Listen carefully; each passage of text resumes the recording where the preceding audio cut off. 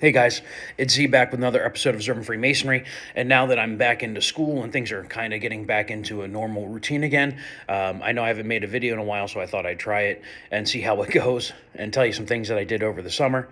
And it's actually the busyness of life that really is propelling me to make this video. I wanted to tell you guys that over the summer, I set up my bank account to pay my lodge, my dues on a monthly basis. I did that for a bunch of reasons, but mainly for the fact that, number one, at the end of the year, when we get ready to hit January and all the dues payments are supposed to be done and all that other good stuff, I don't have to worry about trying to find that one day where I remember to send my dues. Or, if it was a really good Christmas or a really bad one, we spent a lot of extra money that I wasn't planning on, that I needed to find that extra 100, 150, whatever it is, for your dues. So now my bank account is set up so that on the 15th, I believe, of every month, I'm going to automatically have money sent from my account into the account for the lodge. Now, if your lodge doesn't have electronic banking and can't have Zelle or anything along those lines, you really need to be able to do that. It really helps with two things. Number one, the lodge is getting money on a more consistent basis from me rather than that just influx of money until January. And then all of a sudden it just kind of until January of next year, you're kind of hoping that everything goes right. It's good to have that influx of money over time, just like we want to receive our paychecks, monthly or bi-monthly or bi-weekly or whatever it may be. It helps the lodge. So do it.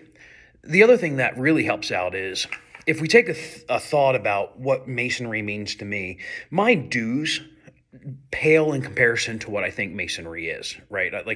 I'm good with paying more money in dues. Many of you may not necessarily feel that way. Dues are something you have to pay. But to me, that's just a small fraction of what I get for masonry. By all means, if it's helped me out that much, let me pay for it so that the lodge can continue to grow. We can bring other men in and have them continue to grow as men because of what my lodge is doing. So the reason why I also bring it up is because I actually am putting more money into the lodge than what is required of my dues. I broke it down. I think I needed to pay something like $12 a month. And I can tell you that I spend $12 a day on stuff that is not really going to help me out a whole lot. I can spend $12 a month on masonry. Now, the other thing is that not only am I paying the $12, but I said, okay, hey, I want to kick it up to $20 a month.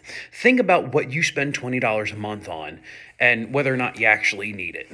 And can it be better used for your lodge? The answer is probably yes. At this point with tipping culture, you spend $20 a month on just tips for people that make you a coffee. And what about the guys that are trying to make you better and that, stand by and support you at all times? So guys, do me a favor. Go ahead, go to your bank, tell them you want to set up a Zelle account if you don't already have one. Use PayPal by whatever means you need. Start sending your money in monthly on the 15th or your payday or whatever it is. $20 a month, you're not going to feel. The lodge is going to have a much better time with its finances because of it.